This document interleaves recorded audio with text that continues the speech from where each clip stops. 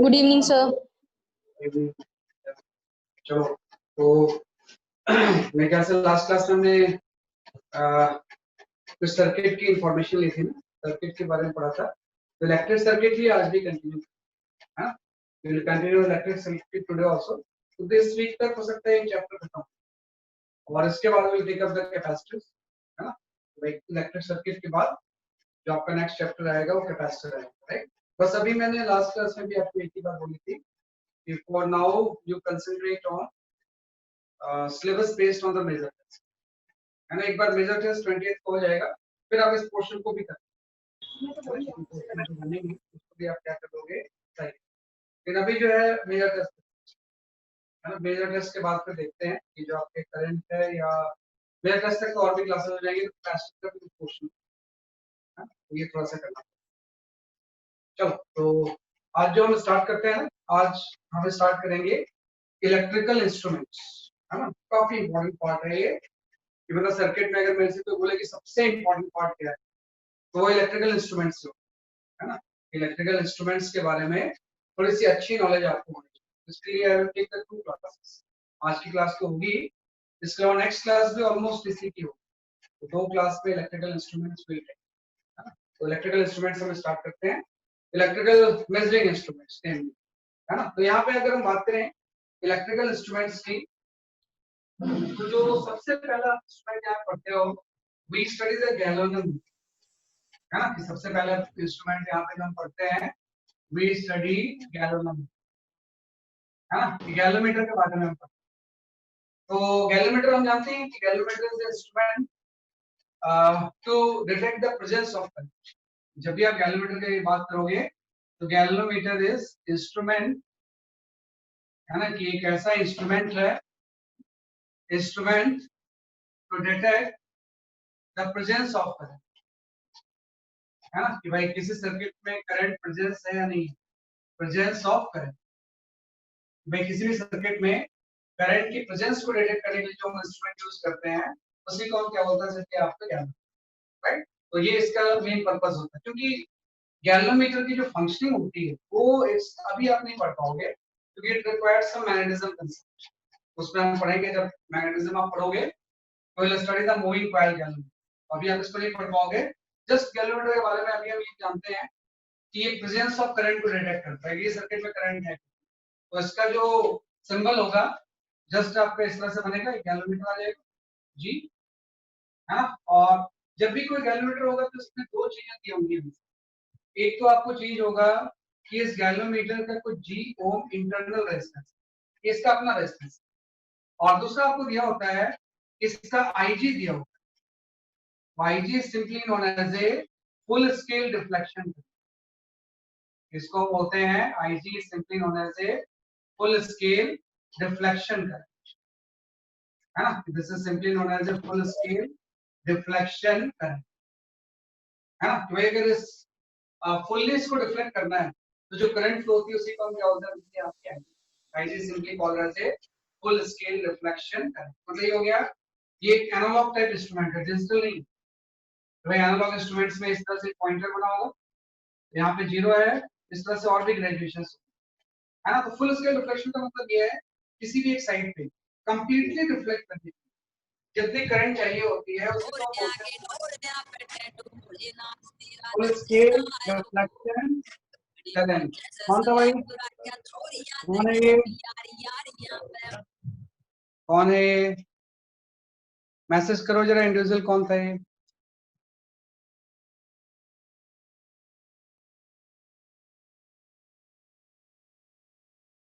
है ना, फिर मैं सबको म्यूट कर दूंगा तो फायदा नहीं होगा, फिर कुछ गड़बड़ भी होगी तो आप मुझे वो नहीं कर पाओगे मैसेज, है ना।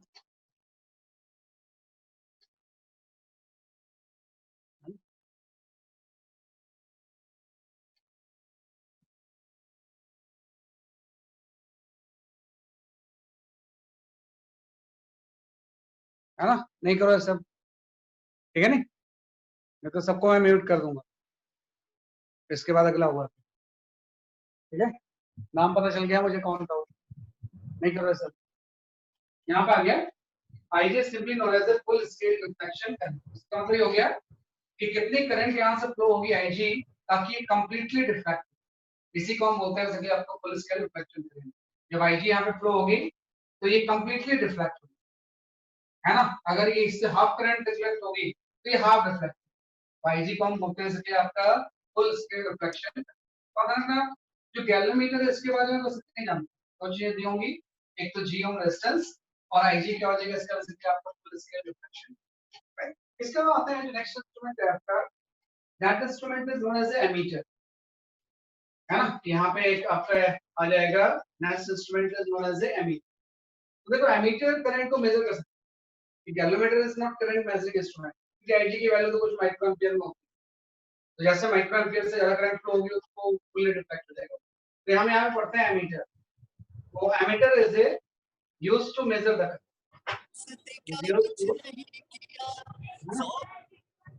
is used to measure the current. Okay कोई आप मुझे मैसेज कर दो भाई।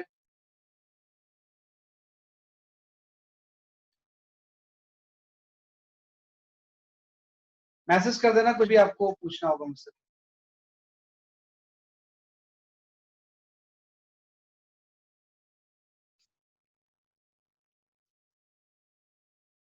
क्या पढ़े, तो ammeter is used to measure the current.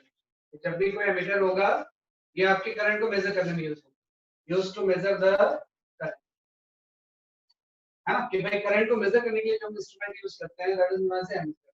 और एमीटर की प्रॉपर्टी होती है कि जो एमीटर होता है इसको हमेशा हम सर्किट में सीरीज लगाते हैं कि भाई it is connected in series, connected in series. इस सर्किट में हम इसको कैसे कनेक्ट करेंगे, connected in series, and it should have very low resistance, it should have very low resistance, इसका अपना रेजिस्टेंस बहुत कम होना चाहिए, ये इसकी प्रॉपर्टी है ना। आइडली इसका रेजिस्टेंस 0 होना चाहिए, आइडली क्या होना चाहिए जैसे आपका 0।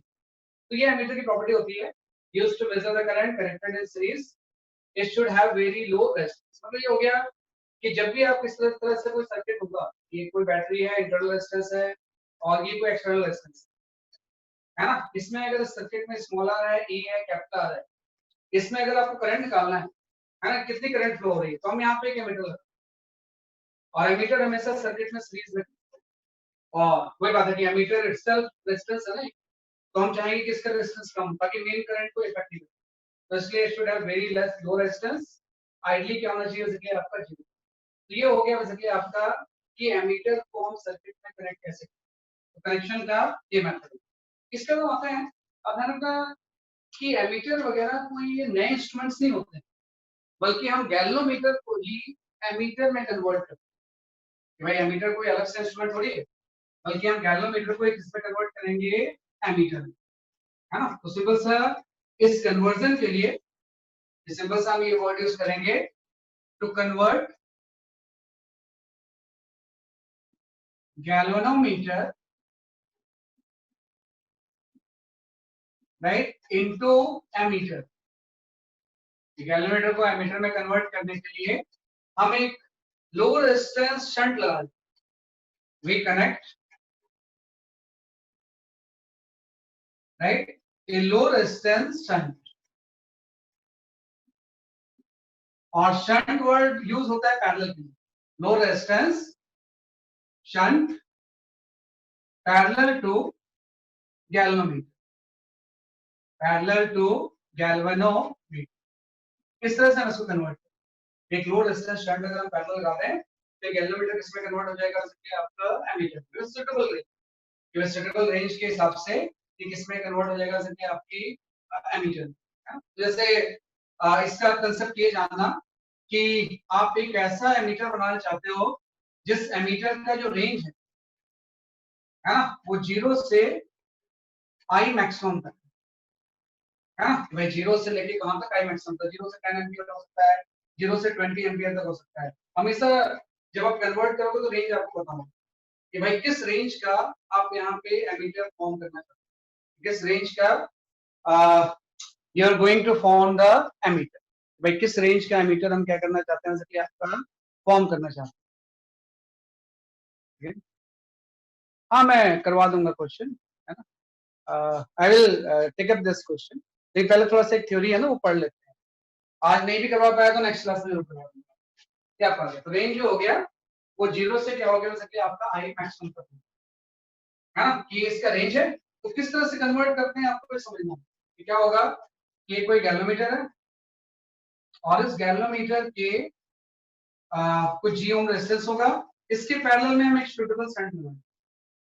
इसके पैरेलल में आप क्या लगा दोगे, सूटेबल शंट, है ना। वही चीज है कि जो एमीटर है एक्चुअली में ये चीज एक गैलोमीटर में पैरेलल में एक रेजिस्टेंस लगा होता है, इसी को हम क्या बोलते हैं समझिए आपके शंट।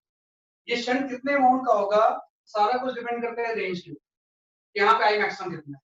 कॉन्सेप्ट होता है कि जब यहाँ से आई मैक्सिमम करंट फ्लो होगी, है ना, तो उस टाइम गैलोमीटर से आई जी करंट हम ऐसा सेट करते हैं कि जिस टाइम यहाँ पे आई मैक्सिमम करंट फ्लो यहाँ से कितनी जानी चाहिए वैसे कि आपकी आई जी, तो गैलोमीटर पूरा डिफ्लेक्ट हो जाएगा। मतलब वो डिफ्लेक्ट तो आई जी की वजह से हो रहा है, लेकिन डायरेक्टली रिप्रेजेंट किसको कर रहा होगा, इस आई मैक्सिमम। और इस बात है कि आई जी अगर यहाँ पे चली गई तो यहाँ पे बाकी बची करंट चली जाएगी, that is the I M minus I, है ना। इस आई एम को हम बोलते हैं maximum current to be measured, maximum current जो आप इंस्ट्रूमेंट से मेजर करना चाहते हैं। अब इसके बाद जैसे आपने यहाँ पे ऐसा सेट करना है कि यहाँ से आई एम जाए तो यहाँ पे आई जी जाएगी, तो रेस्ट ऑफ द करंट यहाँ से और आपको पता है दोनों पैरेलल है, तो पैरेलल में ड्रॉप में से सेम होता है। तो अगर हम ड्रॉप सेम कर दें तो जस्ट हम यहाँ पे लिख सकते हैं कि I G into G equal to हो जाएगा I maximum minus I G into G I, है ना। तो जितना आई आर यहाँ पे होगा उतना आई आर यहाँ पे हो जाएगा, सॉरी यहाँ पे ऐसा कि I G into G I M minus I G into क्या हो जाएगा कि आपका ऐसा। यहाँ से शंट की वैल्यू आ जाएगी, एक कितने अमाउंट का जो शंट लगाना है उसका फॉर्मूला, शंट की वैल्यू हो जाएगी चलिए आपकी I G into G by I maximum minus I, है ना। तो इसमें सब चीजें आपको पता होती है। जैसे आपको ऐसा मीटर बनाना है जो 10 एम्पीयर तक कैसे कर सकता हो, आई मैक्सिमम 10 हो गया, आई जी आपको क्वेश्चन में यही होगा, तो उससे शंट आ जाएगा कि कितना शंट हम पैरेलल में लगा दें ताकि ये गैलोमीटर एमीटर में कन्वर्ट हो जाए, जो कि 0 से आई मैक्सिमम तक मिले। कोई बात है, आई मैक्सिमम फ्लो होगा आई जी फ्लो होगा, आई मैक्सिमम बाय 2 फ्लो होगा आई जी बाय 2 फ्लो। जैसे जैसे ये वाली करंट चेंज होगी अपने आप आई जी चेंज होता है ना। तो गैलोमीटर का डिफ्लेक्शन उसके अकॉर्डिंग डिफ्लेक्ट आपका चेंज होता है, क्योंकि यहाँ से भी आप देख लो कि जो आई और आई एम और आई जी में रिलेशन ऑफ प्रोपोर्शनल, जैसे जैसे आई एम चेंज होगा आई जी की वैल्यू भी क्या होगी, चेंज। ये ध्यान रखना, तो मेन फॉर्मूला इसमें ही है कि इतने अमाउंट का अगर हम शंट पैरेलल में लगा दें तो ये गैलोमीटर किसमें कन्वर्ट हो जाएगा, समझिए आपके एमीटर, जिसकी रेंज क्या होगी 0 से लेके आई, 0 से लेके इसकी रेंज हो जाएगी आई मैक्सिमम।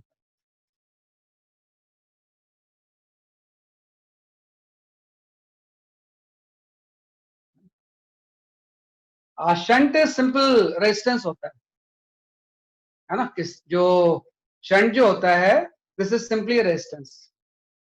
गैलोमीटर डिफ्लेक्शन दिया होगा आपको कि फुल स्केल डिफ्लेक्शन करंट कितनी है, कि आपको आईजी क्वेश्चन में दिया होगा, भाई सारी चीजें दी होंगी। तो शंट इज सिंपली रेजिस्टेंस कि जब भी हम किसी सर्किट के पैरेलल में कोई चीज रेजिस्टेंस लगाते हैं तो उसी को एक नया नाम देते हैं, उसी को हम क्या बोलते हैं जैसे कि आपका शंट। कितने अमाउंट का रेजिस्टेंस अगर हम पैरेलल में लगा दें तो ये गैलोमीटर में मीटर में कन्वर्ट हो जाएगा, जिससे कि रेंज की 0 से लेके आई।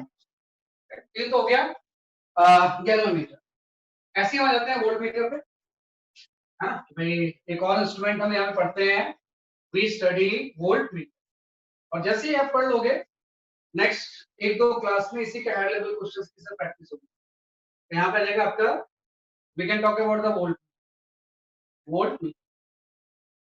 तो आपको पता है जो वोल्ट मीटर होता है, volt meter is used to measure the potential difference, है ना। इसका जो मेन पर्पस है is used to measure right potential, इसको मेजर करने के लिए यूज होगा जैसे कि आपके पोटेंशियल डिफरेंस। भाई कहीं भी अगर आपको पोटेंशियल डिफरेंस निकालना है तो उसके हम वोल्टमीटर यूज करेंगे। इसका भी पर्पस है कि जिस भी सर्किट में आपको निकालना होता है उसके हम पैरेलल कनेक्टेड पैरेलल, है ना। कनेक्टेड बेसिकली आपका parallel and it should have very high resistance and it should have right very high resistance, इसका रेजिस्टेंस itself बहुत ज्यादा होता है ना, जैसे एमीटर के उल्टा है, एमीटर का रेजिस्टेंस तो कम होगा, तो इसका रेजिस्टेंस क्या होता है, जैसे कि आपका हाई होता है, हाईली इनफाइनाइट। अगर आपको कुछ नहीं दिया गया है तो हम आइडली मान लेंगे कि इनफाइनाइट होता है ना। तो वही पर्पस है कि वोल्ट मीटर को हमेशा जिस भी जहां भी पोटेंशियल डिफरेंस निकालना है उसके हम पैरेलल रखें। फॉर एग्जांपल जैसे मैंने बोला ये कोई सर्किट है, एमीटर तो आपने सीरीज में लगाया था, ये कोई एक्सटर्नल रेजिस्टेंस है ना, मुझे निकालना है इस ए और बी के क्रॉस पोटेंशियल डिफरेंस, इस एक्सटर्नल रेजिस्टेंस के, मैं क्या करूंगा, इसके पैरेलल में वोल्ट मीटर है ना, कि भाई जो भी सर्किट जहां पे पोटेंशियल डिफरेंस निकालना है आपको किस रेजिस्टेंस में, उसके पैरेलल हम लगाएंगे। आपको समझ आया, पैरेलल में सब चीजों का पोटेंशियल डिफरेंस सेम ही होता है, जितना पोटेंशियल डिफरेंस यहाँ पे होगा उसी को ये क्या करेगा, जैसे कि आपका तो ये आपका हो गया वोल्ट मीटर, इसको कैसे हम कनेक्ट करते हैं, जैसे कि आपके इसके बाद जैसे कि एमीटर कोई अलग इंस्ट्रूमेंट नहीं है, वैसे वोल्ट मीटर भी कोई अलग इंस्ट्रूमेंट नहीं है, बल्कि गैल्वेनोमीटर को ही हम वोल्ट मीटर में कन्वर्ट करते हैं। गैल्वेनोमीटर को आप किसमें कन्वर्ट करते हो, जैसे कि आपके वोल्ट मीटर, तो यहाँ पे हम वर्ड यूज करते हैं to convert the galvanometer into volt meter. Volt meter, galvanometer को जब भी आप वोल्ट मीटर में कन्वर्ट करोगे तो इसमें एक रेजिस्टेंस हम सीरीज में लगाते हैं, we connect right a high resistance in series, a high resistance in series है ना। और कितना हाई रेजिस्टेंस लगाएंगे डिपेंड करेगा कितना रेंज का हम लगाना चाहते हैं। इसमें वही चीज है कि जब भी आप कोई वोल्ट मीटर लोगे तो वोल्ट मीटर का कुछ रेंज हो, है ना, आपको दिया होगा कि जो भी हम वोल्ट मीटर बनाना चाहते हैं इसका रेंज इतना है, रेंज है 0 से लेके वी मैक्सिमम, कितना मैक्सिमम वोल्टेज हम मेजर करना चाहते हैं, 0 से लेके वी मैक्सिमम। तो हम क्या करेंगे, जो भी आपका ये वो गैल्वेनोमीटर है इसके सीरीज में ही हम लगा देंगे एक हाई रेजिस्टेंस आर, है ना, एक सुटेबल हाई रेजिस्टेंस लगा देंगे ताकि ये गैल्वेनोमीटर किसमें कन्वर्ट हो जाएगा, कि आपको बुझ जाए। तो कॉन्सेप्ट ये है कि ये ए है ये बी है, इसी के क्रॉस को मुझे पोटेंशियल डिफरेंस निकालना है, जिससे मैंने ये चीज तो बनाया है, ये वोल्ट मीटर कोई अलग चीज नहीं है, बल्कि ये जो वोल्ट मीटर है ना, कि अगर हम इस तरह से वोल्ट मीटर की बात करें, हाँ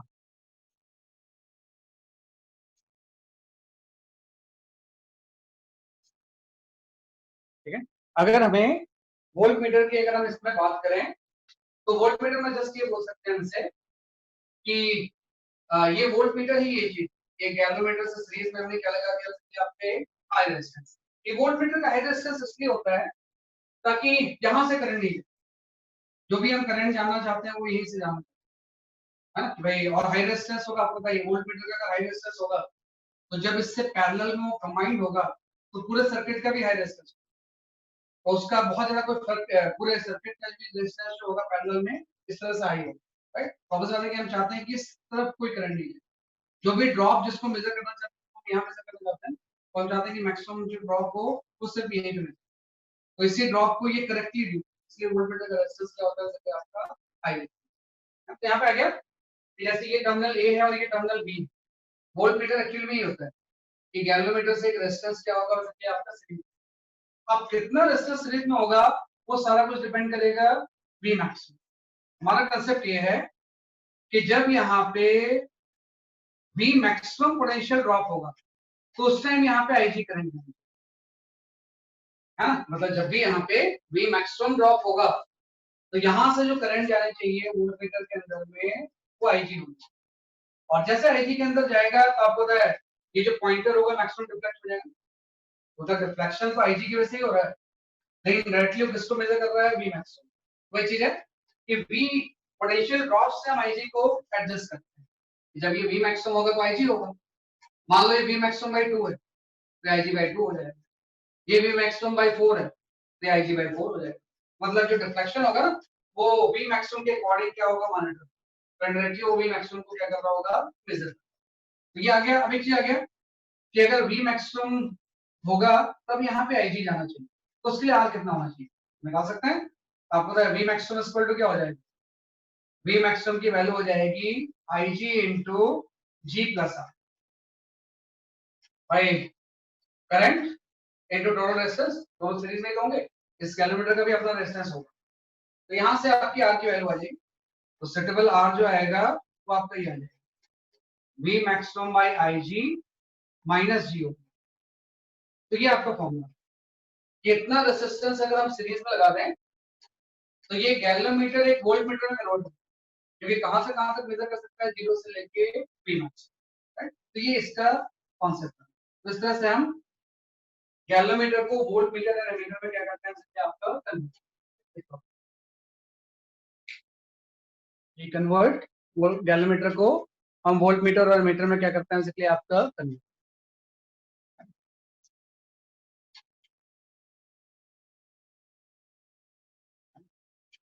तो इस तरह से हम इसको क्या करेंगे, कन्वर्ट।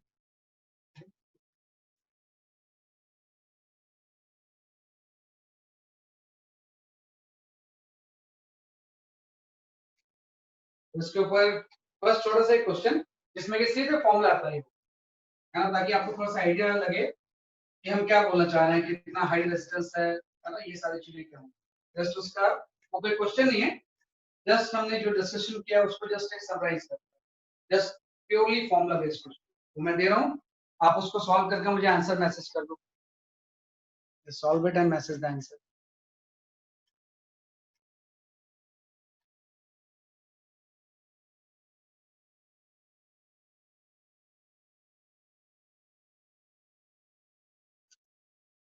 हाँ ये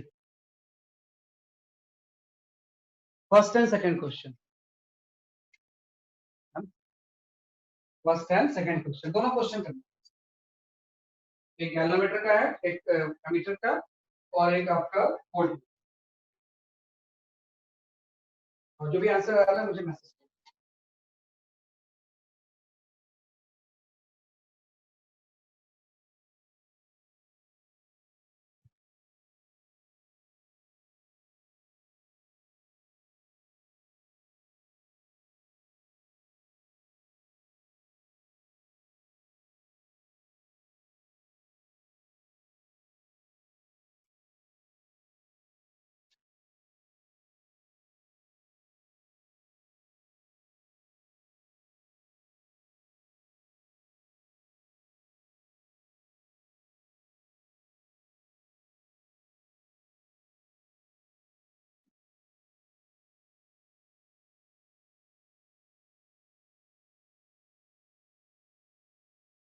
हाँ सही है देवांश, आपका आंसर सही है,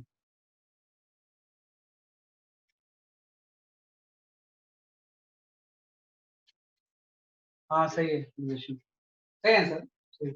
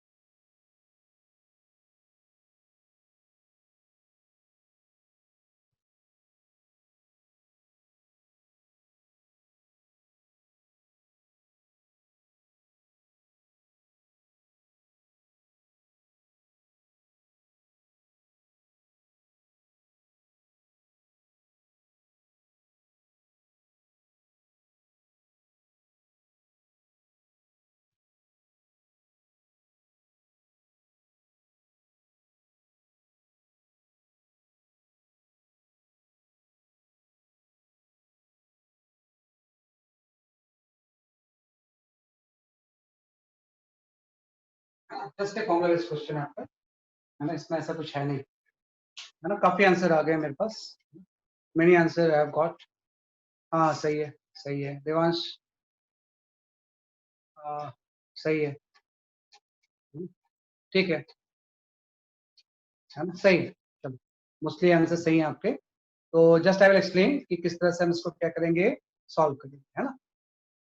तो जो फर्स्ट क्वेश्चन था उसमें ये दिया हुआ था कि full scale reflection current 1 milli ampere है, कैपिटल जी 20 ओम है, आई मैक्सिमम 20 मिली, तो कितना शंट रिक्वायर्ड होगा ताकि ये गैलोमीटर किसमें कन्वर्ट हो जाए, एमीटर, जिसका कि रेंज 0 से 1 से 0 से 20 मिली एम्पियर। सीधा फॉर्मूला अभी तो आपने पढ़ा, शंट इज इक्वल टू हो जाएगा IG into G by I maximum minus I, हो जाएगा आपको। तो आप यहाँ पे सारी वैल्यूज पुट कर दो। तो कई स्टूडेंट सही बता रहे हैं कि भाई इसको जब पुट करेंगे तो 20/19 ओम है ना, 20/19 ohm will be the correct answer, है ना। इसमें कई लोगों के आंसर सही आए हैं कि इसमें जस्ट उन्होंने बोला है कि 20/19 ओम है, अगर हम इसको क्या करें बेसिकली आपका कन्वर्ट करें, है ना, 20/19, तो ये तो चीज आ गई।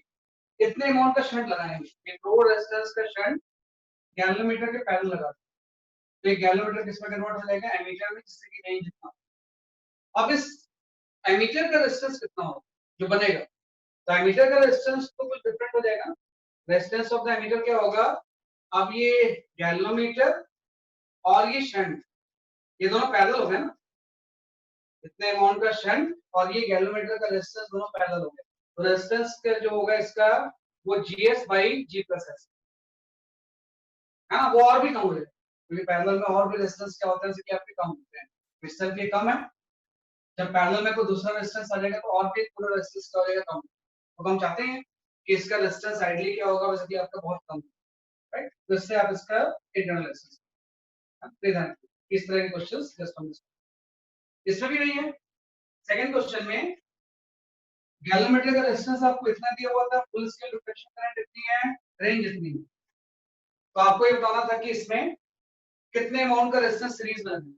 तो अभी आपने पढ़ा ये formula, resistance is equal to होता है V मैक्सिमम 10/Ig, अब आपको कन्वर्ट करना पड़ेगा 1 × 10⁻⁻⁻, तो ये आपका वोल्ट में है और ये मिली एम्पियर में, तो एम्पियर में कन्वर्ट करो, माइनस जी 20, हम तो यहाँ से 9980 है।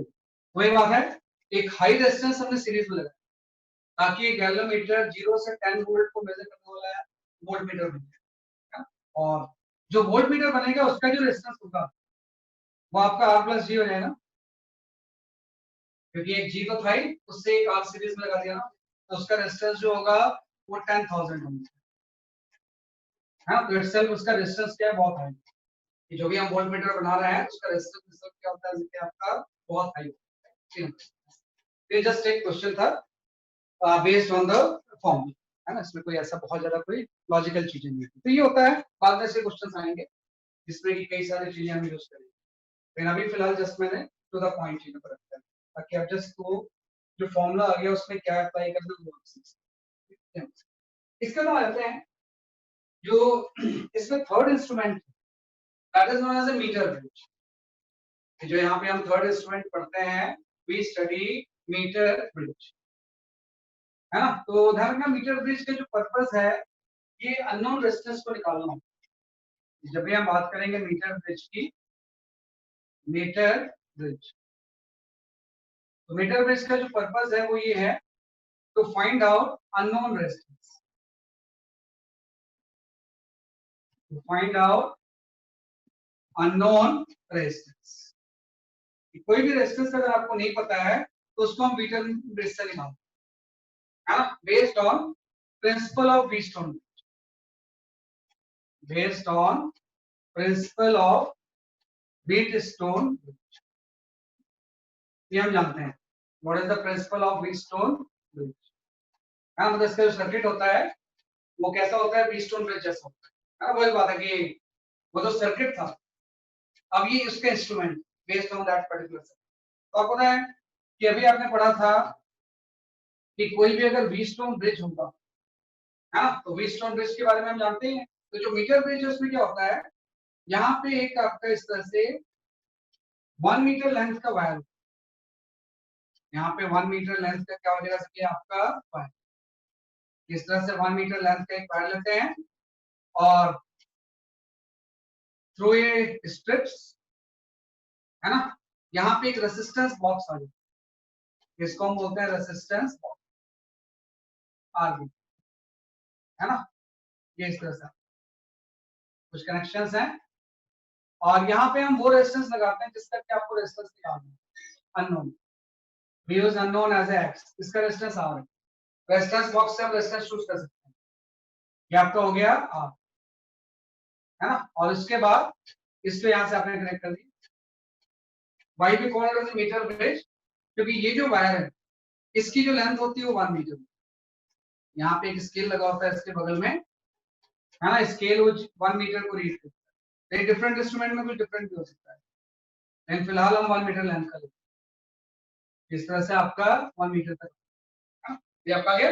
और यहाँ पे कोई प्राइमरी सर्किट जिसमें कि एक बैटरी हो सकती है, हो सकता है कुछ रियोस्टेट वगैरह भी हो, और कुछ आपकी स्विचेस, ये पूरा सर्किट, है ना। और बीच में ऑफ कोर्स की सबसे इंपॉर्टेंट चीज है, दैट इज योर गैल्वेनोमीटर, और ये पॉइंटर इसको टच करता है, ऐसी कोई चीज अरेंजमेंट को हम जॉकी बोलते हैं। This type of arrangement is known as a jockey.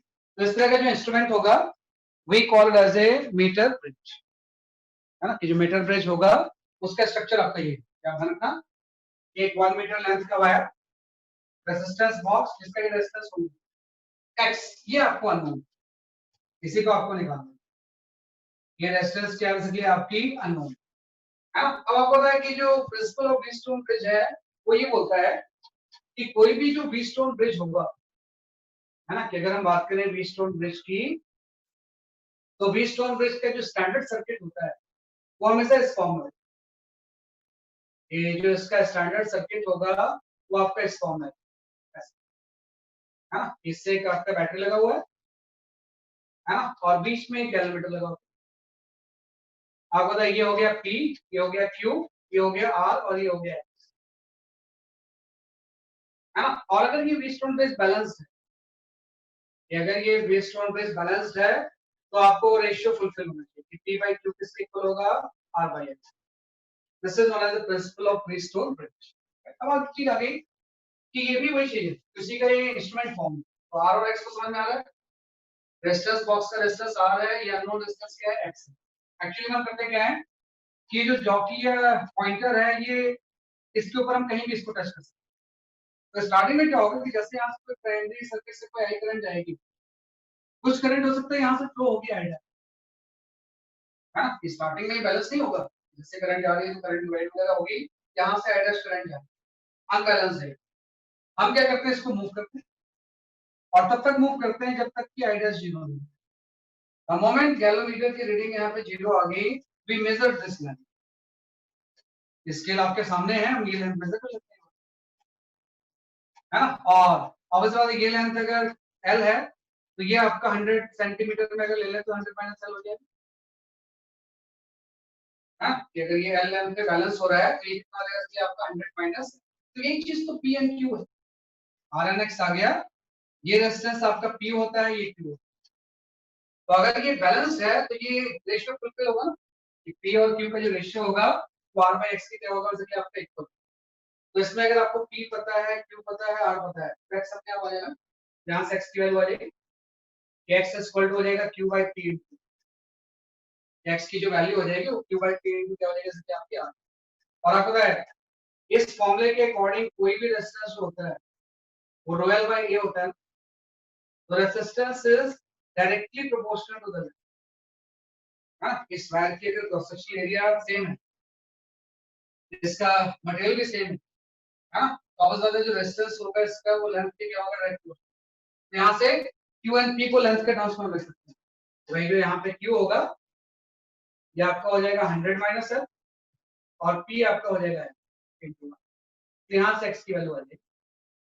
कुछ नहीं करना है आपको, जो भी अननोन रेजिस्टेंस उसको आपने यहाँ पे लगाया और इसको मूव करना शुरू कर, जब तक ये बैलेंस नहीं होता। ये L मेजर कर लो कि किस लेंथ में बैलेंस हो रहा है, 40 सेंटीमीटर तक किसी से, और उसको फिर आप ले जाकर यहाँ पे पुट करो, तो जो आपने रेजिस्टेंस बॉक्स में रेजिस्टेंस चूज किया वो आपको पता होगा, इस एल की वैल्यू आप यहाँ पुट कर दोगे, अननोन रेजिस्टेंस आ जाएगा।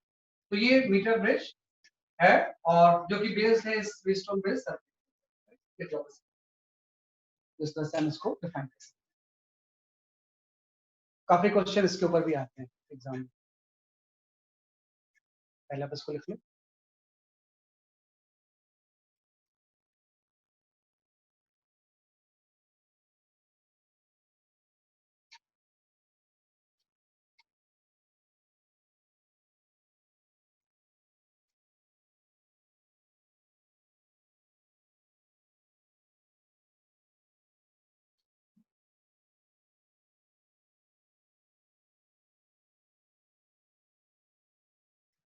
तो this is known as the Wheatstone bridge. और ये ध्यान रखना कि वायर हम ऐसा चूज करते हैं जिसकी की रेसिस्टिविटी तो हाई हो लेकिन अल्फा कम हो, है ना। Alpha means coefficient of temperature resistance, temperature coefficient of resistance, ये रो ज्यादा होना चाहिए लेकिन अल्फा कम होना चाहिए, ताकि टेंपरेचर का इसके ऊपर इफेक्ट नहीं, है ना, कि high rho resistivity, low temperature coefficient of resistance, ताकि टेंपरेचर से इसमें वेरिएशन, तभी इंस्ट्रूमेंट करेक्ट रीड करे।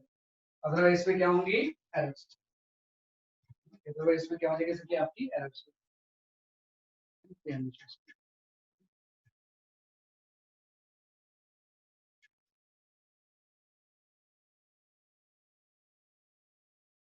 इस तरह से हम इसको क्या करते हैं, इसके आपका सॉफ्ट, ये आपका देखो बेटा मीटर ब्रिज कुछ नहीं है, व्हीटस्टोन ब्रिज के ऊपर बेस्ड इंस्ट्रूमेंट।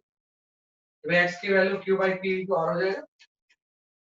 तो q जो है ये वाला रेजिस्टेंस है यहाँ से यहाँ तक का, और p आपका ये, और जो भी p होगा वो l के रेशियो हो जाएगा, और q 100 माइनस l हो जाएगा।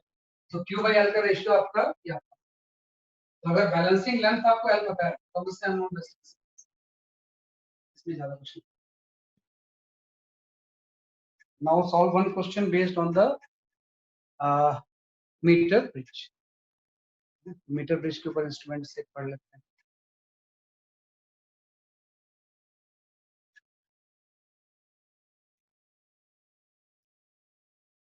हाँ ये क्वेश्चन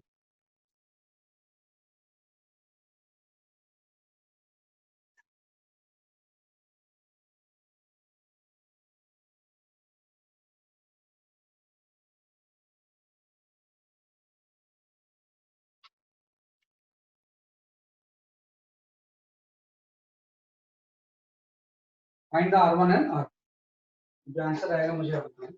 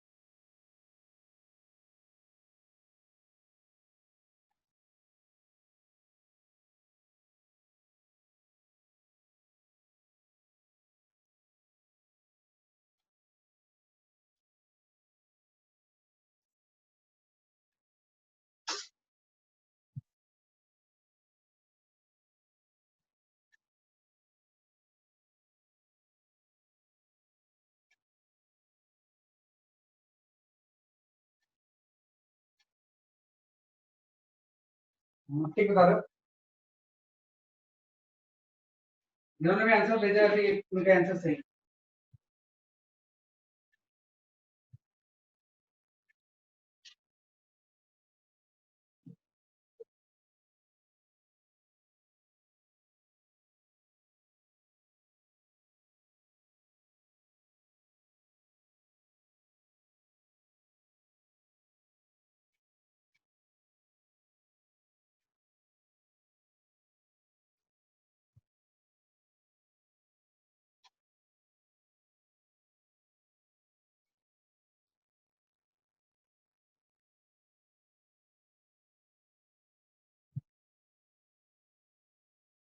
कुछ आंसर आया मेरे पास। अजीजुर रहमान, ये आंसर सही नहीं बेटा, दिव्यांश सही आंसर आपका। कृतिका सही है आंसर आपका, सही है। गार्गी आंसर सही है आपका।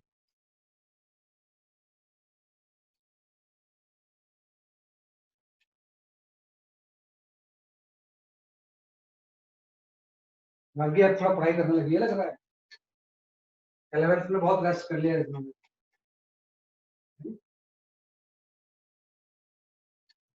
एक बार करते हैं स्टूडेंट, 11th में रेस्ट करते हैं और कॉलेज के फर्स्ट ईयर में करते हैं।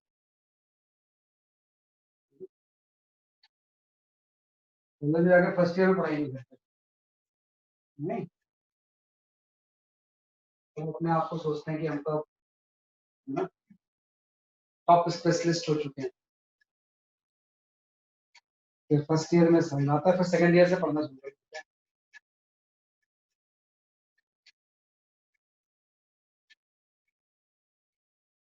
सही आंसर है।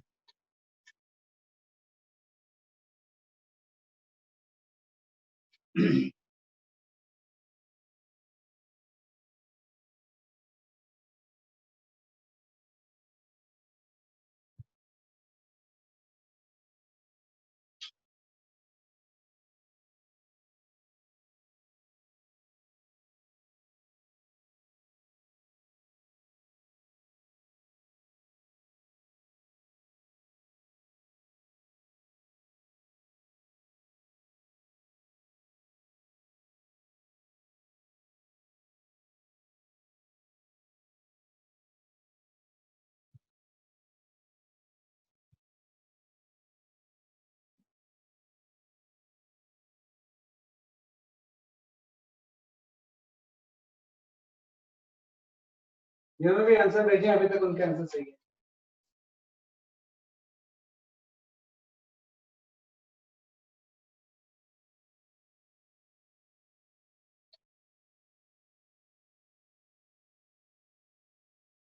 हाँ, कुछ और लोगों के भी आंसर आ गए हैं।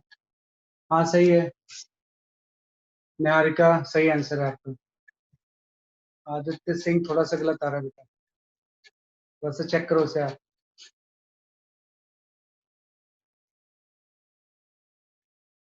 हाँ थोड़ा सा आप इसे चेक करो, थोड़ा सा आपका आंसर जो है वो गलत आ रहा है। चल मैं इसको एक्सप्लेन कर देता हूँ आपको। जस्ट आसान सा क्वेश्चन ही है।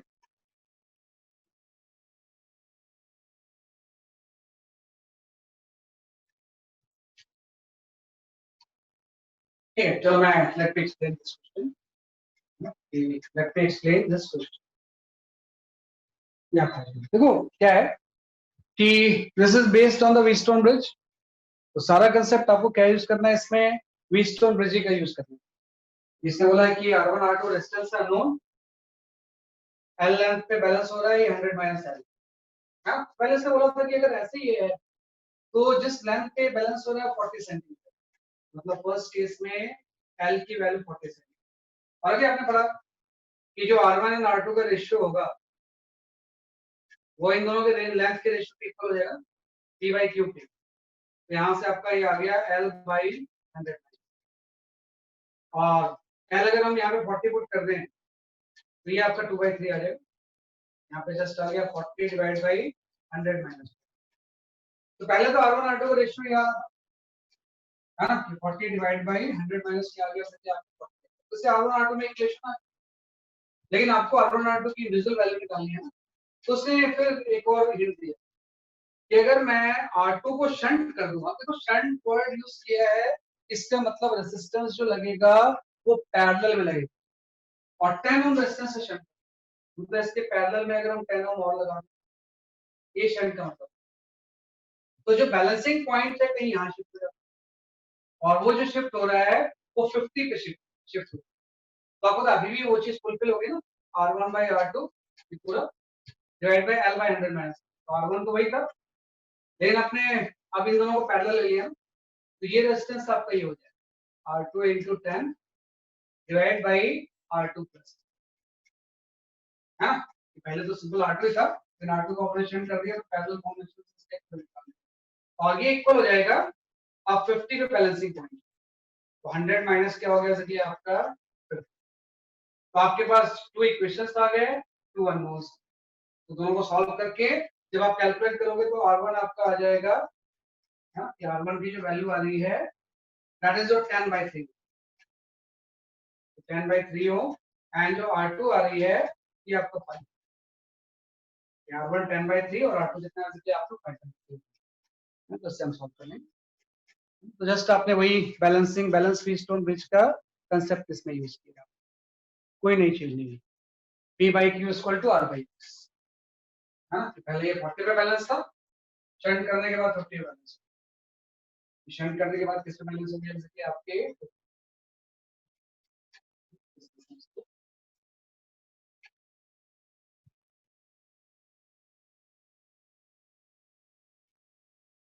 शंट करने के बाद ये 50 पे बैलेंस। ये होता है मीटर ब्रिज। तो 3 इंस्ट्रूमेंट हमने पढ़े, एमीटर, वोल्टमीटर, मीटर, है ना, जो कि based on the Wheatstone bridge principle के ऊपर वर्क। इसके बाद हम आते हैं जो आपका नेक्स्ट इंस्ट्रूमेंट होगा मीटर ब्रिज के बाद, जो अगला इंस्ट्रूमेंट पढ़ते हैं, ये थोड़ा सा क्रिटिकल, ये बच्चों को थोड़ा सा ना एक बार में समझ में नहीं आता, लेकिन आप थोड़ा ध्यान लगा के समझने से, कि वी स्टडी द, है ना, नेक्स्ट इंस्ट्रूमेंट होता है we called as a potentiometer. एक इंस्ट्रूमेंट हम पढ़ते हैं, इसको हम क्या बोलते हैं, पोटेंशियोमीटर। ये इंस्ट्रूमेंट होता है पोटेंशियोमीटर, है ना। जैसे सब इंस्ट्रूमेंट का कुछ पर्पस है, ammeter is used to for current, voltmeter for potential difference. जो पोटेंशियोमीटर है इसके 2 पर्पस होते हैं, इससे हम कैलकुलेट करते हैं बैटरी का इंटरनल ईएमएफ, है ना, कि भाई इसमें शिफ्ट में वो एडमिट शिफ्ट 2 दिया हुआ है, बाई नहीं है, 40 + 50 नहीं होगा ना, इसमें वर्ड यूज है ना, बैलेंस शिफ्ट 250, मतलब 40 से 50 पे पहुंच। अगर बैलेंस बाई 50 बोला होता है ना, तो फिर हम उसमें ऐड कर देते, है ना, लेकिन इतना शिफ्ट होगा नहीं यार, क्योंकि नॉर्मली शिफ्टिंग बहुत कम है। तो यहाँ पे आ गया पोटेंशियोमीटर। तो जो पोटेंशियोमीटर होता है, इसका पर्पस है, एक पर्पस है पहला, to find out EMF of unknown battery, EMF of unknown battery. कोई भी अगर अननोन बैटरी है ना, उसका हम ईएमएफ इसका निकालेंगे पोटेंशियोमीटर से, to find out the EMF of the unknown battery. कोई भी अननोन बैटरी आ गई, आपको नहीं पता है कितने वोल्ट की, तो उसका ईएमएफ निकालने के लिए हम क्या यूज करेंगे, पोटेंशियोमीटर। एक और पर्पस होता है, उस अननोन बैटरी का हम इससे इंटरनल रेजिस्टेंस भी निकाल सकते हैं। कोई भी अननोन बैटरी है, उसका इंटरनल रेजिस्टेंस और ईएमएफ निकालने के लिए हम क्या यूज करेंगे, पोटेंशियोमीटर, राइट। तो पोटेंशियोमीटर जो है ना, ये जस्ट एक सर्किट ही है, जैसे जो भी आप स्टूडेंट पढ़ रहे हो, नाम हम जरूर दे रहे हैं, लेकिन है तो ये सिंपल एक सर्किट, तो सारे लॉज इसमें भी एप्लीकेबल होते हैं, जो भी आपके सर्किट में एप्लीकेबल होते हैं। तो पोटेंशियोमीटर से पहले हम ईएमएफ की बात करते हैं, बाद में हम इंटरनल रेजिस्टेंस की बात करेंगे, है ना। तो पहले अगर हम ईएमएफ की बात करें, तो कोई भी जो पोटेंशियोमीटर होगा उसमें 2 सर्किट होंगे। एक तो इस तरह का सर्किट होगा, एक कोई बैटरी लगी होगी यहाँ पे ईएमएफ की, इस बैटरी का अपना कुछ इंटरनल रेजिस्टेंस भी हो सकता है, इसके अलावा कुछ और रेजिस्टेंस भी आप लगा सकते हो, कुछ स्विच भी हो सकते हैं, और एक यहाँ पे भी यूजली 1 मीटर लेंथ का ही वायर होता है। यूजली ये वाला वायर भी जो होता है कितने का होता है, 1 मीटर, लेकिन क्वेश्चन टू क्वेश्चन वेरी कर सकते हैं। एक सिंपल ऐसा सर्किट होती है, क्लोज सर्किट। इसी सर्किट को हम बोलते हैं प्राइमरी सर्किट। ये जो सर्किट होता है वो होता है जैसे कि आपकी प्राइमरी सर्किट, हाँ, इस तरह का सर्किट जब हम बनाएंगे तो इसको हम क्या बोलेंगे, जैसे कि आपकी प्राइमरी सर्किट, है ना। एक सेकेंडरी सर्किट होती है, जैसे मुझे निकालना है अननोन बैटरी जो है उसका ईएमएफ, तो सेकेंडरी सर्किट में इस तरह से चीजें लगी है, यहाँ पे एक ईएमएफ, रेजिस्टेंस, और एक और बैटरी लगी और रेजिस्टेंस, ये ऐसा, इससे एक स्विच लगा होगा, है ना, इससे भी आपका एक स्विच लगा होगा, और यहाँ से अगेन वही गैल्वेनोमीटर और जॉकी, यस। तो ये जो सर्किट है पूरा शुरू वाला, ये प्राइमरी सर्किट होता है, ये जो सर्किट होता है इसको हम बोलते हैं secondary circuit. This is known as a secondary circuit, है ना भाई। ये बैटरी जो इसका ईएमएफ E1 है, इसका रेजिस्टेंस R1 है, इसका ईएमएफ E2 है, इसका रेजिस्टेंस R2। तो ये पूरी चीजें होती है। इस तरह से हम सर्किट को क्या करते हैं, कनेक्ट करते हैं। ठीक है, ध्यान रखना इसमें, इसमें मैंने दो बैटरी ली हुई, एक E1 और एक E2 सेकेंडरी सर्किट की। प्राइमरी सर्किट की बैटरी से तो हमें कोई मतलब नहीं होता है। तो इसमें जो E1 है वो आपको नोन होती है और E2 अननोन। एक जो बैटरी का ईएमएफ है वो आपको नोन, तो E1 इज नोन। इस पूरे केस में E1 जो है वो आपका नोन है। इस पूरे केस में E1 की वैल्यू क्या है आपकी, E1 is battery of known EMF, known EMF. और जो E2 है, this is the battery of unknown EMF, battery of unknown EMF. ये दो अलग अलग बैटरी है, E1 and E2। E1 non EMF है, E2 क्या है आपकी अननोन ईएमएफ। ये आपको निकालना है ना। तो हम क्या करेंगे ना, इसको जैसे हम कनेक्ट करते हैं तो आप देखो क्या होगा इसमें कि सबसे पहले मैं नॉन ईएमएफ वाली बैटरी कनेक्ट, सबसे पहले मैं क्या करता हूँ, we connect the battery of known EMF, we connect battery of known EMF. जो आपकी नॉन ईएमएफ है उस बैटरी को हम क्या कर सकते हैं, जैसे आपका कनेक्ट, आप उसको कनेक्ट कर दो। यहां से आपने, ये तो कनेक्टेड है, ये स्विच क्लोज। तो जैसे स्विच क्लोज करोगे क्या होगा, ये पावरफुल बैटरी होती है, ध्यान रखना इस बैटरी के अपोजिट की बैटरी लगी हुई, अदरवाइज ये कभी बैलेंस हो गई है ना। तो भाई अगर इसका करंट ऐसे जा रहा है तो उसका करंट उल्टा जाना है ना, तभी ये बैलेंस हो। अगर इसको मैं ऐसा डालूं फिर तो ये बैलेंसिंग हो नहीं पाए। तो ऐसा रखना कि जो पोटेंशियोमीटर होता है उसमें ये जो बैटरी मेन बैटरी होती है प्राइमरी सर्किट की, उसकी उल्टी बैटरी हम इसको अगर सेम लगा देंगे फिर तो कोई बैलेंसिंग नहीं। आपने कनेक्ट किया नॉन ईएमएफ तो क्या होगा, यहाँ से कुछ आई करंट आएगी, आप उस कुछ का पार्ट यहाँ पे भी जा सकता है, इधर तो नहीं जाएगा क्योंकि ये स्विच तो ओपन है, यहाँ जाएगा। तो जैसे यहाँ पे जाएगा तो ये गैल्वेमीटर डिफ्लेक्ट होगा, गैल्वेमीटर क्या होगा, डिफ्लेक्ट। तो हम क्या करेंगे, इस जॉकी को मूव और तब तक मूव करके रहेंगे जब तक कि यहाँ पे कोई करंट नहीं बने। तो हम बोलेंगे ये बैलेंस हो, है ना, कि हम इस जॉकी को मूव करेंगे और तब तक मूव करेंगे जब तक कि क्या नहीं हो जाएगा, आपके बैलेंस है ना। भाई मेन कंसेप्ट ये है कि इसको मूव करते जाएंगे जब तक कि आपको बैलेंसिंग पॉइंट नहीं मिल जाए, है ना। तो आप बैलेंसिंग पॉइंट आ गए, तो बैलेंसिंग पॉइंट सपोज किसी L1 लेंथ में रहता है ना, इस बैटरी का ईएमएफ E1 है और यहाँ पे बैलेंसिंग लेंथ किसी L1 पे है ना। L1 पे अगर बैलेंसिंग आ गया फिर तो करंट से प्राइमरी सर्किट में मूव करेगी, सेकेंडरी में तो जा ही नहीं रही, ये बैलेंस हो गया ना, है ना। इसलिए नहीं जाती क्योंकि जितनी इसकी वजह से करंट होगी उसको ये करंट कैंसिल कर, तो इसमें कोई करंट नहीं होता, इसलिए मैंने बोला इसको उल्टा लगाना होगा, अदरवाइज कैंसिल कर ही नहीं पाएगा, उसको सपोर्ट करेगा। तो अगर यहाँ से कोई करंट नहीं जा रही है तो सारी करंट प्राइमरी सर्किट में जाए, वो करंट सपोज आई, इधर कोई करंट मूव ही नहीं करता और वो बैलेंस होता है यहाँ से किसी L1 और L1 का रेजिस्टेंस ले लो R1, ये L1 जो लेंथ है वायर है ना, उसका रेजिस्टेंस कितना है, इसके आपका R1।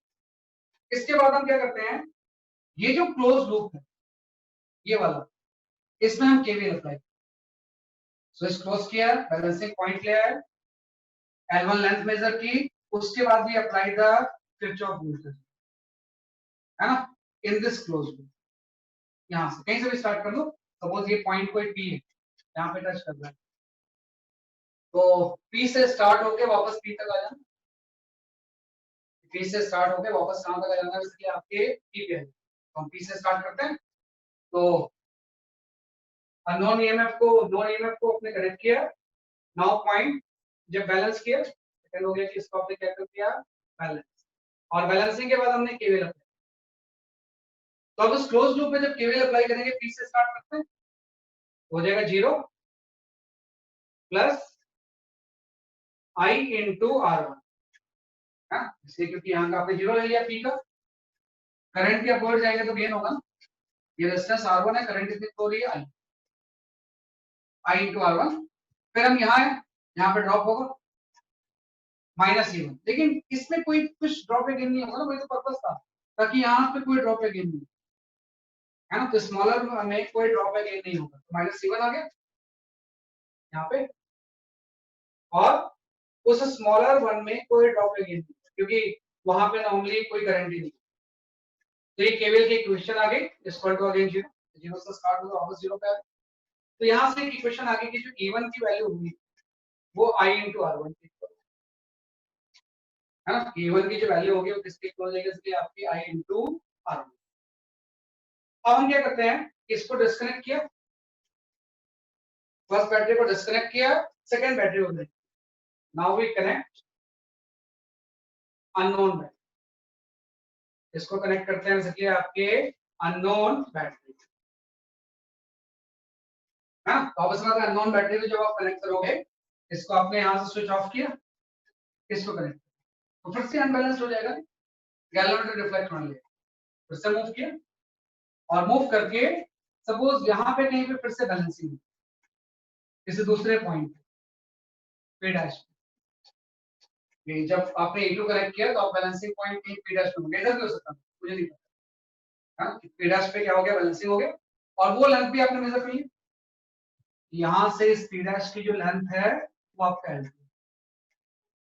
है ना, और उसका जो रेजिस्टेंस है वो R2, L2 लेंथ है, रो L बाई A से इसका रेजिस्टेंस कितना है, इसकी आपका R2, और ये बैलेंस हो गया, बैलेंस हो गया, तो आप देखो अभी भी करंट तो प्राइमरी सर्किट में फ्लो हो रही है, तो जितनी पहले प्राइमरी सर्किट में करंट फ्लो हो रही थी अभी तो उतनी फ्लो हो रही है, क्योंकि इससे तो इसका कोई रिलेशन है ही नहीं, इसमें तो कोई करंट डिस्ट्रीब्यूट हो ही नहीं है।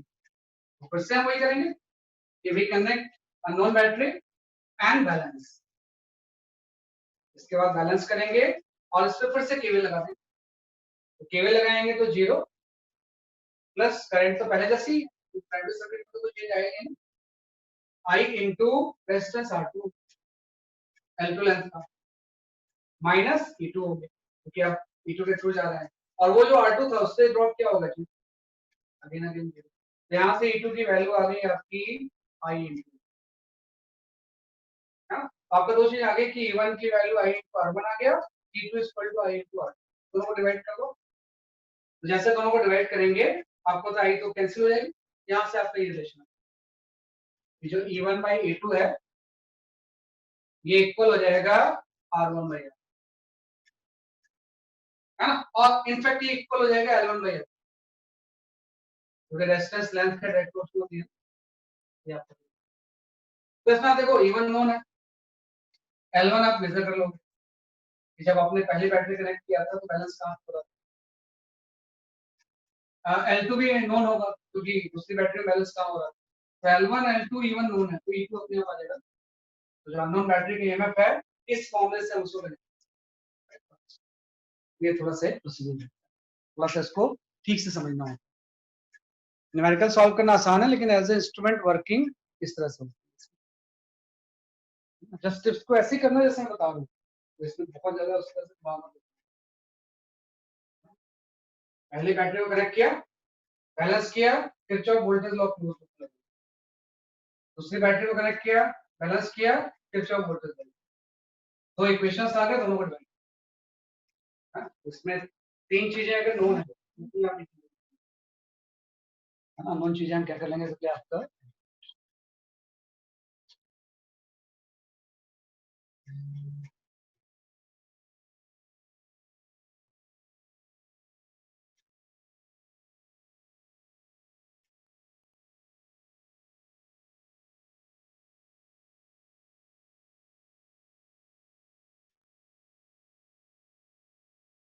ठीक है, तो ये पहला पर्पस आ गया कि हमने अननोन ईएमएफ पोटेंशियोमीटर से कैलकुलेट कर लिया, हमने अननोन ईएमएफ किससे कनेक्ट कर लिया, कैलकुलेट कर लिया पोटेंशियोमीटर, कैसे अननोन बैटरी। अब एक और पर्पस इसका होता है to find out internal resistance of unknown battery, to find out internal resistance of unknown battery,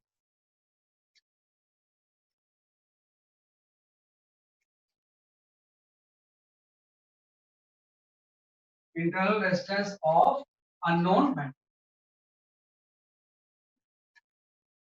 है ना। इससे भी हम पोटेंशियोमीटर से निकाल, है ना। इंटरनल रेजिस्टेंस किसी अननोन बैटरी का कितना होता है, कोई भी अगर बैटरी में अननोन ले लूं तो उसका इंटरनल रेजिस्टेंस कितना होता है। अब देखो इसकी भी सर्किट जो होती है, प्राइमरी सर्किट सेम है, सेकेंडरी सर्किट में चेंज है, कि इसका भी प्राइमरी सर्किट जो होगा वो क्या है आपका सेम, और सेकेंडरी सर्किट में चेंज आएगा। प्राइमरी सर्किट में वैसे कोई बैटरी, कुछ इसका इंटरनल अपना होगा, कुछ एक्सटर्नल लगे होंगे, हो सकता है उसके तो स्विच होगा, और अगेन 1 मीटर लेंथ का वायर यूज, हाँ ये वायर 1 मीटर लेंथ का होता है। तो प्राइमरी सर्किट तो वैसे ही, प्राइमरी सर्किट में करंट फ्लो नहीं है।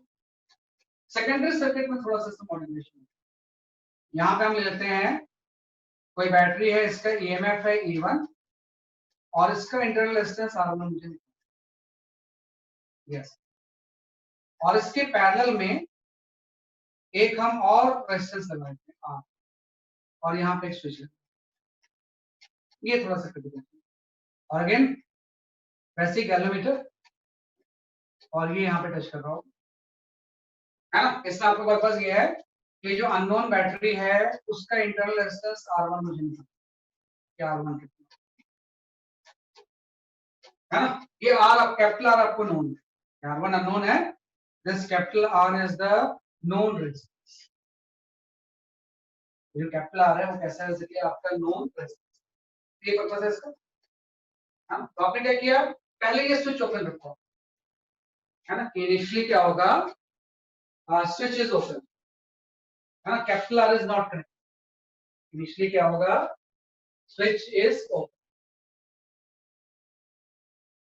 Open, capital R is not connected, इसमें कैपिटल R जो है वो कनेक्टेड नहीं, इनिशियली स्विच ओपन है और कैपिटल R इसमें कनेक्टेड नहीं, इनिशियली इस तरह से आपका, तो जब ये ओपन होगा तो आपको सर्किट में, प्राइमरी सर्किट में करंट फ्लो होगी, कुछ यहाँ भी जा सकती है, कि कुछ यहाँ भी क्या कर सकती है, इसकी आपकी मूव कर सकती है। तो प्राइमरी सर्किट में करंट नहीं होगी, कुछ करंट इस सेकेंडरी सर्किट में भी जा सकती है, तो गैल्वेमीटर डिफ्लेक्ट होगा। तो वही हम करेंगे कि बैलेंस करेंगे, बैलेंस करेंगे तो हो सकता है L1 में कहीं पे बैलेंस हो जाए, और L1 का रेजिस्टेंस कितना हो जाए R1, L1 लेंथ का रेजिस्टेंस कितना है इसलिए आपका R1, और जब बैलेंस हो गया तो आपको पता है जो भी करंट होगी सिर्फ कहीं से तो फ्लो होगी, I,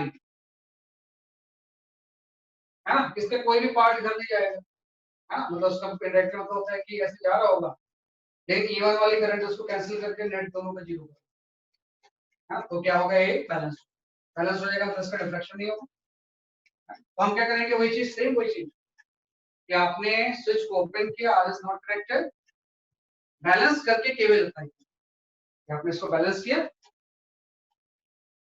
इस सर्किट को आपने बैलेंस किया एंड अप्लाई केवल, क्लोज लूप, और क्लोज लूप कौन सा होगा, वही जो पहले लेते थे, है ना, कि अगर ये पी पॉइंट में कनेक्ट कर रहा है ऐसे, है ना, कि अगर ये पी पॉइंट पे कनेक्ट कर रहा है तो ये आपका क्लोज लूप, ये होगा ऐसे। इसको तो कोई मतलब है नहीं, है ना। तो हम पी पॉइंट से स्टार्ट करते हैं, सेम वही चीज कि जैसे आप पी से स्टार्ट करोगे जीरो लेके, तो जीरो प्लस हो जाएगा IR1 minus E1, small R1 में तो कोई ड्रॉप होगा, है ना, इक्वल टू अगेन जीरो। तो यहाँ से वही चीज आ गई, E1 इक्वल टू IR1, जैसे पहले आया, हाँ, तो पहले हमने क्या किया, स्विच ओपन है, R इज नॉट कनेक्टेड, अब हम क्या करते हैं, स्विच क्लोज कर देते हैं, नाउ स्विच इज क्लोज,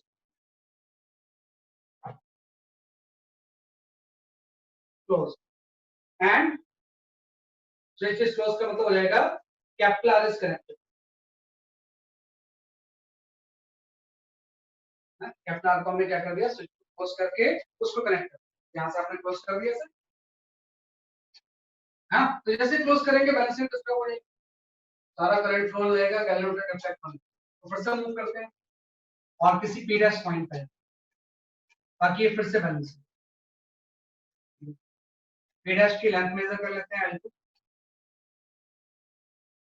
है ना। P डैश की हम क्या मेजर कर लेते हैं, जैसे आपकी लेंथ L और L2 का जो रेजिस्टेंस है वो R2 है ना। और वही सेम चीज अब देखिए थोड़ी सी दिक्कत कि ये बैलेंस है ना। Now switch is closed, capital R is connected और हम सर्किट को क्या करते हैं, balance. Circuit is now balance.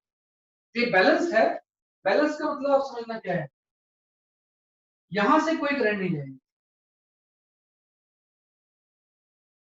अगर यहां से करंट नहीं जा रही मतलब यहां से आएगी, मतलब प्राइमरी सर्किट करंट तो वही रहेगी। यहाँ पे ना तो कोई करंट जाएगी ना ही यहाँ से एग्जिट। लेकिन आप जब देखो एक इंटरनल क्लोज पाथ बन गया, यहाँ तो करंट मूव कर सकती है। चलो ठीक, बैलेंस का मतलब यहाँ से कोई करंट नहीं जा रही, यहाँ से भी नहीं जाएगी, प्राइमरी सर्किट करंट आई ही रहेगी। लेकिन इसमें तो करंट फ्लो कर सकती है ना, तो इसमें कोई करंट फ्लो कर नहीं, ये क्लोज पाथ बन गया तो उसमें तो पक्का करंट फ्लो होगा। और ये करंट सपोज है आपकी I1, मेन करंट आई है और इसमें करंट कितनी फ्लो हो सकती है आपके आई। तो अब मैं जब केवीएल अप्लाई करूंगा तो अब मेरे पास बहुत सारे पाथ हैं। पीडस से स्टार्ट करूंगा, यहाँ आया, यहाँ से यहाँ आया, इधर गया, वाया दिस पाथ वापस पीडस पे, या पीडस से मैं यहाँ गया, यहाँ आया, वाया दिस पाथ वापस यहाँ। तो कोई भी एक क्लोज पाथ चूज करो। मैंने सपोज चूज किया ये वाला पाथ बाहर, और किरचॉफ वोल्टेज लॉ अप्लाई करो। जीरो से स्टार्ट करते हैं, तो जीरो से जैसे आप स्टार्ट करोगे यहाँ पे आ जाएगा zero plus I into R, gain हो गया। बैटरी से तो गए नहीं हम नीचे कैपिटल आर से, तो minus I1 into, minus I1 into क्या हो गया, आ गया। और I1 इटसेल्फ किसके इक्वल हो जाएगा, I1 will be equal to the E1 by capital R plus R, क्योंकि इस क्लोज लूप पे करंट कितनी हो जाएगी, E1 डिवाइड बाय दोनों रेजिस्टर सीरीज में हो जाएंगे। इसमें इंड्यूस्ड करंट फ्लो हो रही है, इसमें इंड्यूस्ड करंट फ्लो, इन दोनों में कोई करंट नहीं। यहाँ से I1 की वैल्यू आ गई, यहाँ से हम I1 की वैल्यू क्या कर लेंगे, यहाँ पे पुट कर देंगे। यहाँ से आप देखो यहाँ पे आ जाएगा I1 की वैल्यू पुट करने के बाद E1 into R divide by capital R plus R1, है ना, इक्वल टू आपका आ जाएगा I into R। क्या तो आपके दो इक्वेशन आ गए, एक इक्वेशन क्या आ गया, दूसरा इक्वेशन, डिवाइड कर दो दोनों को। तो जैसे हम डिवाइड करेंगे E1 तो कैंसिल, यहाँ से I भी कैंसिल, और स्मॉल r1 की वैल्यू, यहाँ से किसकी वैल्यू आ जाएगी, जैसे कि आपकी स्मॉल r1। तो आप देखो सॉल्व करके r1 कितना आ रहा है मुझे बताओ, इसको थोड़ा सा सिंपलीफाई करो। ये प्रोसीजर थोड़ा सा आपको आना चाहिए, न्यूमेरिकल सॉल्विंग इज डिफरेंट।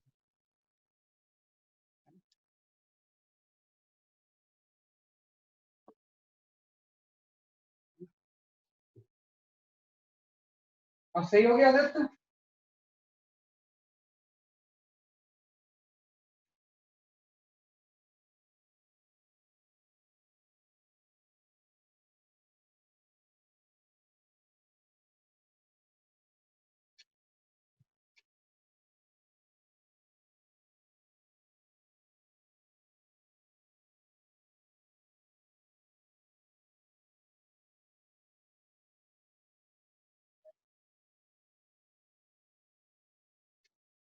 हाँ वो सुपर पोजिशन की वजह से बेटा, इसमें इसलिए करंट फ्लो नहीं होगी सुपर पोजिशन की वजह से। इसका मतलब ये हो जाएगा ना, देखो ये बैटरी डाउनवर्ड कुछ करंट फ्लो करेगी, ये करंट का कुछ पार्ट यहाँ पे चला गया, कुछ पार्ट ऊपर चले जाएगा, तो ये डाउनवर्ड को अपवर्ड करंट क्या कर देगी यहाँ पे, तो इसलिए इस पावर पोर्शन में कोई करंट, अगर इस पूरे सर्किट में कोई इनकमिंग करंट नहीं है तो और कोई नहीं।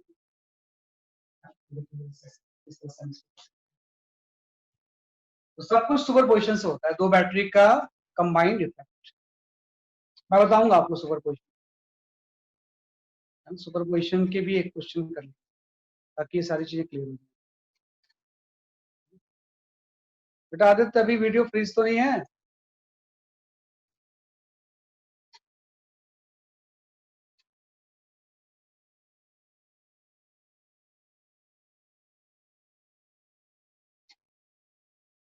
हाँ सही, वो कभी कभी हो जाता है, ऑटो फोकस हो जाती है ना, तो उसमें कभी कभी हो जाता है।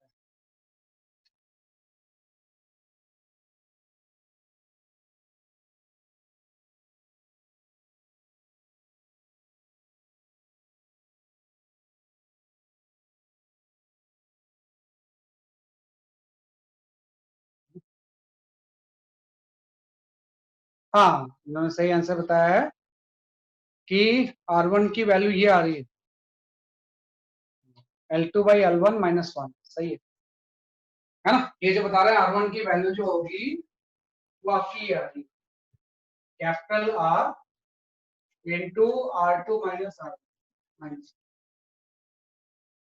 ये सही है क्या? जरा चेक करो, चेक करके मुझे बताना जरा इसके, ये चेक कर लो जरा सा, मुझे याद नहीं कि स्मॉल R1 की वैल्यू क्या होती है। हाँ, R1/R2 होगा, मतलब इसमें जो उल्टा होगा, दिस इज R1/R, ये R1 होगा, ये R2, चेक।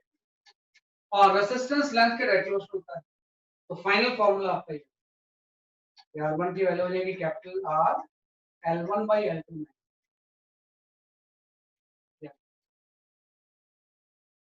हाँ ये इसका इंटरनल रेजिस्टेंस है ना, ये इसका क्या हो जाएगा, इंटरनल रेजिस्टेंस, है ना, सही बात।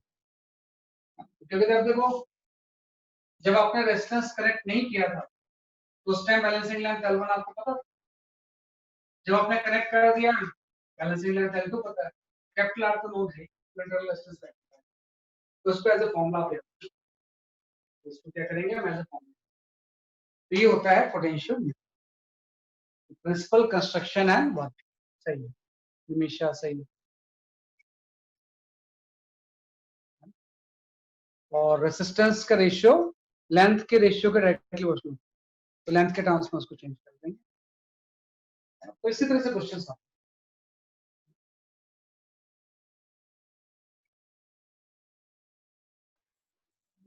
है। ये आपके कुछ 4 इंस्ट्रूमेंट्स हैं, ammeter, voltmeter, potentiometer and meter, ये आपको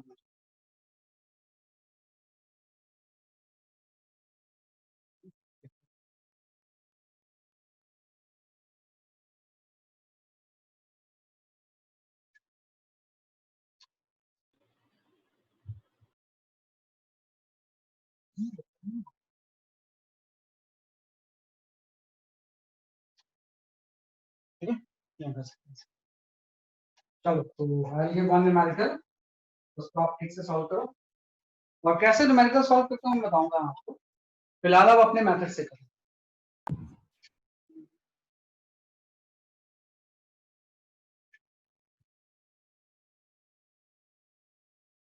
हाँ, ये ठीक है।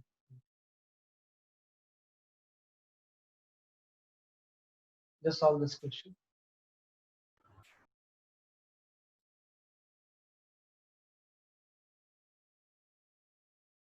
नेक्स्ट क्लास में सब बढ़िया से रिवाइज कर लिया ना, इसमें बस मैं न्यूमेरिकल के बम्बार्डिंग कर दूंगा आपको, है ना, और आपको समझना है।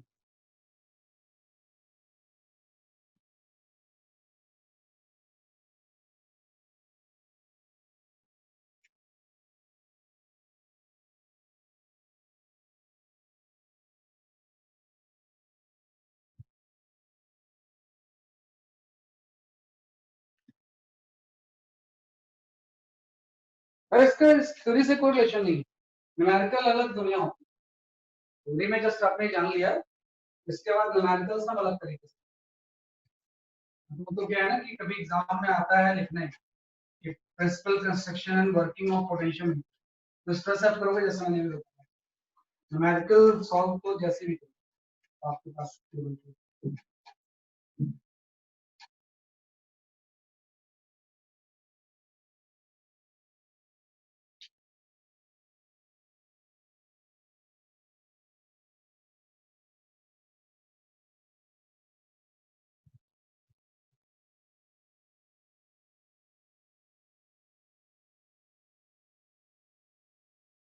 और ये क्वेश्चन एकदम ध्यान से देखना, नहीं तो फिर आगे कुछ समझ में नहीं आएगा, क्योंकि इसी के ऊपर बेस्ड बहुत सारे मैटर्स। तो ऐसा नहीं कि घर जाने के क्लास छोड़ने की जल्दी में इसको छोड़ दूंगा, इसको ठीक से नहीं करोगे तो नहीं कर पाओगे।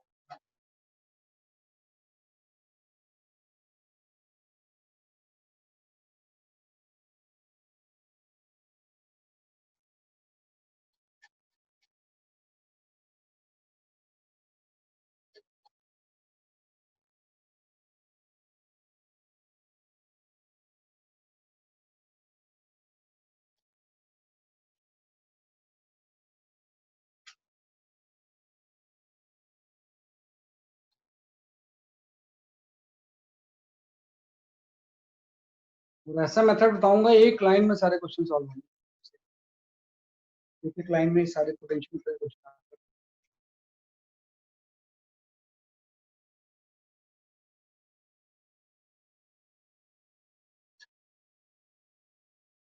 ये आंसर सही नहीं है बेटा।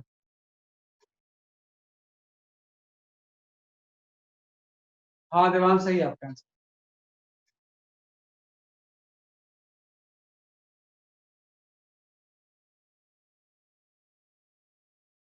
मैम थोड़ा सा गलती है इसमें, थोड़ी सी मिस्टेक है। देवांश आपका आंसर जो आ रहा था शायद वो सही नहीं है। लेट मी चेक क्या आंसर आपने दिया। हाँ वो सही नहीं है, सही नहीं है। अजीजुर रहमान आपका आंसर क्लोज काफी है लेकिन एग्जैक्ट नहीं है।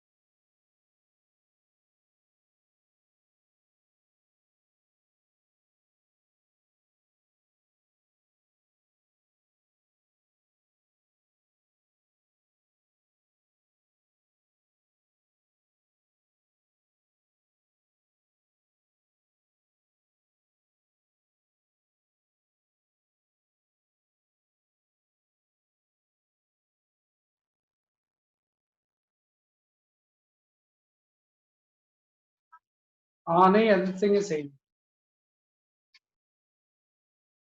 आई थिंक सिंह ऐसे सही है।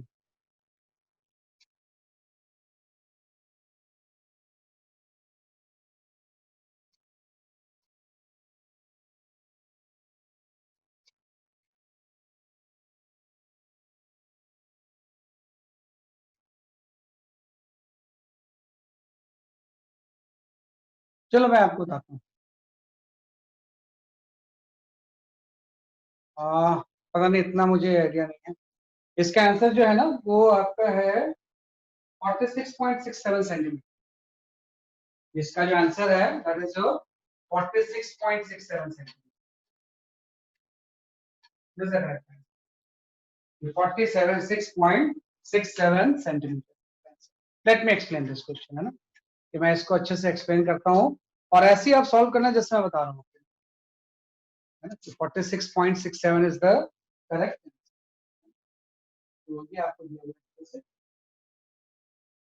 सही। देखो क्या है कि जब भी ऐसे क्वेश्चंस आते हैं ना, आप ध्यान रखना, इसको आप जब ट्राई करोगे तो इस तरह से ट्राई करोगे, है। इसमें एक टर्म यूज होता है, उसमें हम बोलते हैं पोटेंशियल ग्रेडियंट। सबसे पहले पोटेंशियल ग्रेडियंट निकालो, हाँ, ये सबसे पहले हम निकाल लेंगे पोटेंशियल ग्रेडियंट कितना होगा, हाँ भाई, पोटेंशियल ग्रेडियंट कितना होगा, क्योंकि पोटेंशियल को तो डिवाइड कर रहा है वैल्यू, तो हम यहाँ पे एक टर्म यूज करते हैं पोटेंशियल ग्रेडियंट। ये मेथड ज्यादा अच्छा होता है, अदरवाइज कुछ मिस्टेक होती है। पोटेंशियल ग्रेडियंट को हम बोलते हैं अल्फा, है ना, और अल्फा की वैल्यू होती है डेल्टा वी बाई एल, है ना। भाई ये अगर पूरा लेंथ एल है ना, ये पूरा लेंथ अगर 1 मीटर है तो इस पूरे 1 मीटर में कितना डेल्टा वी होगा, तो डेल्टा वी बाई एल को क्या होते हैं, पोटेंशियल ग्रेडियंट। तो सबसे पहले हम पोटेंशियल ग्रेडियंट निकालते हैं, पूरे 1 मीटर लेंथ में कितना पोटेंशियल ड्रॉप होगा, potential drop per unit length में क्या होते हैं, पोटेंशियल ग्रेडियंट। तो क्या होगा, जब ये बैलेंस होगा प्राइमरी सेकेंडरी करंट तो सिंपल ऐसे फ्लो होगी, इसको सेकेंडरी से तो कोई मतलब है नहीं। प्राइमरी सर्किट की करंट जो होगी वो सिंपल सी ऐसे फ्लो होगी।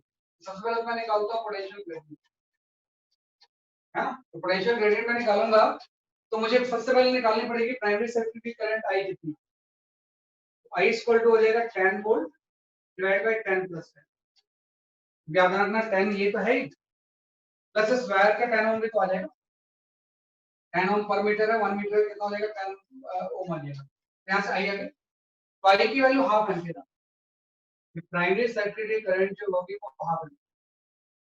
तो अगर ये हाफ एम्पियर है तो डेल्टा भी पूरे वायर में कितना होगा, हम आईआर से निकाल लेंगे। तो करंट तो हाफ एम्पियर है और वो जो वायर का रेजिस्टेंस है वो भी आपको 10 ओम है, तो 10 ओम आ गया, तो यहाँ से आपका आ गया 5। तो मतलब 1 मीटर वायर में पूरे में पोटेंशियल ड्रॉप कितना हो रहा है, 5 वोल्ट का हो रहा है। यहाँ से अल्फा आ गया, अल्फा इज इक्वल टू हो जाएगा delta V by capital capital capital पूरा उसका लेंथ 5 बाय 1, मतलब इस वायर में per unit length 5 volt drop, 5 volt पर मीटर ड्रॉप। तो इसी को हम बोलते हैं पोटेंशियल। ये अल्फा निकाल लिया, सबसे पहले अल्फा निकाल लो आप, अदरवाइज क्वेश्चन में कुछ ना कुछ आप कंफ्यूज होते रहोगे, हाँ, कि भाई प्राइमरी सर्किट में करंट निकाल लिया, डेल्टा वी निकाल लिया, डेल्टा वी बाई एल। उसके बाद देखो ये दो बैटरी की क्या जरूरत है, इसको कंबाइन कर, दो बैटरी लगी होगी तो कुछ इंटरनल करंट फ्लो होगी ना, इसको हम कंबाइन कर देते हैं। तो कंबाइन करके इक्विवेलेंट ईएमएफ आ जाएगा ना, इक्विवेलेंट ईएमएफ सेम पोलैरिटी है, ये आपको हो जाएगा 2/1 प्लस 4/5 डिवाइड बाई 1/1 प्लस 1/5। अब देखो इक्विवेलेंट ईएमएफ कितना आ रहा है, ये बस मुझे बता दो कैलकुलेट करके, what is the value of the equivalent EMF, बाकी की मुझे जरूरत ही नहीं। What is the value of the equivalent EMF, इस पूरे में इक्विवेलेंट ईएमएफ की वैल्यू कितनी है,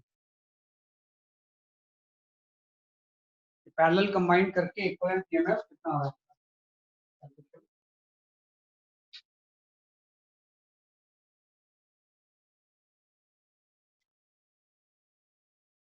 यहाँ पे आ गया 14/5 इंटू आपका आ गया 5/6, 5/5 तो कैंसिल हो गया, 7/3 आ गया, है ना। तो आप देखो इस पूरे का ईएमएफ 7/3 वोल्ट है ना, है ना। तो आपको 7/3 ही तो यहाँ पे ड्रॉप होता है, दोनों इक्वल तो होते हैं, क्लोज लूप के अकॉर्डिंग जितना यहाँ पे गेन होगा उतनी तो यहाँ पे ड्रॉप होता है।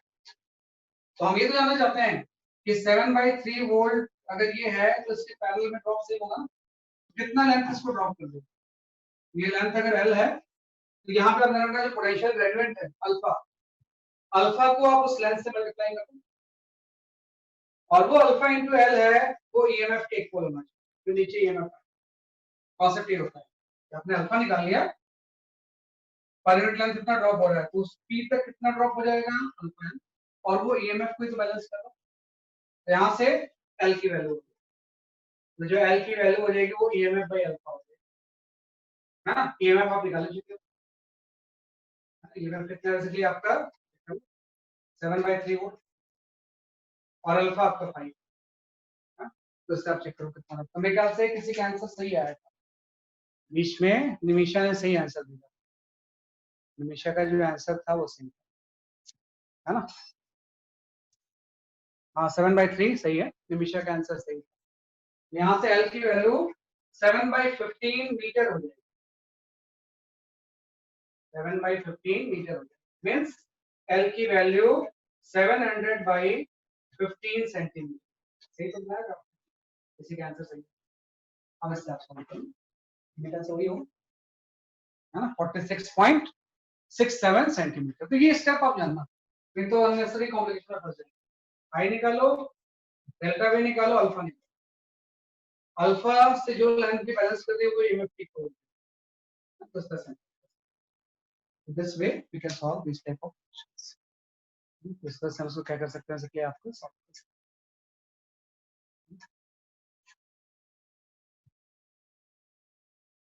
हैं। तो अब आपका काम है इस फ्राइडे तक आप थोड़ा सा इसके ऊपर वर्क करना, फ्राइडे को इसकी बहुत प्रैक्टिस करिए, है ना। तो ऐसे बहुत सारे क्वेश्चंस आएंगे, आप इसके एक्सप्लोर कीजिए, है ना। लेकिन फिलहाल थोड़ा सा मैंने आपको जो प्रोसीजर बताया है उसको follow. That's all for today, bye bye. Thank you, sir. Thank you, sir. Thank you.